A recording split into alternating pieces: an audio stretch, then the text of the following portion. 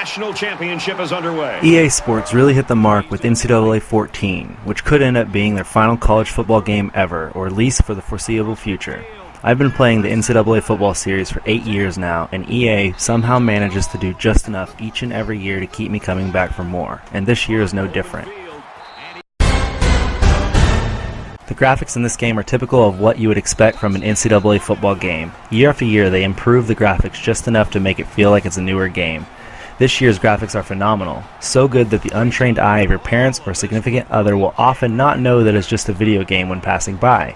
EA Sports added the Madden 13 physics engine to the game this year in order to improve the realism that they always strive to achieve.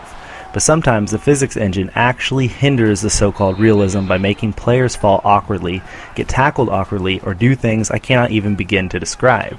I just wish I caught some of it on tape. The new engine also makes running the football a little tricky because if you run into the back of your offensive lineman, you'll come to a complete stop and sometimes trip and fall down.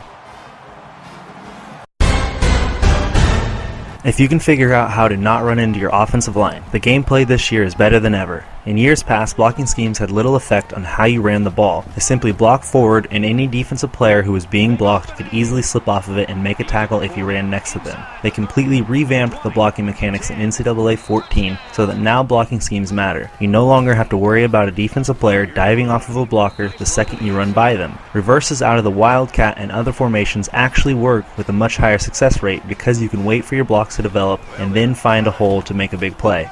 Defenses are much smarter this year and will adapt to stop you if you continue to run the same plays repeatedly. The best update to this year's gameplay, in my opinion, is that they have finally done away with the Hercules linebackers that could jump 10 feet in any direction to intercept a pass over the middle. This is one of the more frustrating hiccups that EA Sports could not remedy for the past several years. One major addition to this year is the read option fad. It has been blowing up in the NFL and college game lately, so it has been modified this year to make it better. This, however, makes it almost unstoppable most of the time. Your opponents tend to run the read option even if their real-life counterpart does not run it. If they have any success, they will continue to run it on you over and over. The AI is very smart about when to hand the ball off or keep it, and sometimes, when you do read the play correctly, your players will just run right past the ball carrier instead of making the tackle. The Dynasty modes have been improved this year by changing how recruiting is done and adding a coaching skill tree. The recruiting portion of Dynasty mode has been streamlined in order to make it easier and faster for those who do not wish to spend a lot of time in recruiting, but is also just as deep for those who wish to get the most out of it. It takes a while to get used to since it has an all-new interface and works in a completely different way, but after getting used to it, it becomes a much more enjoyable experience than it was last year. The coaching skill tree can be a game changer for someone who plans to spend a lot of time in one of the Dynasty modes, because the higher skills have some awesome rewards, such as adding more recruiting points to your weekly limit or being able to recruit a player that has you locked out. Skills are unlocked over time after earning enough experience to buy them.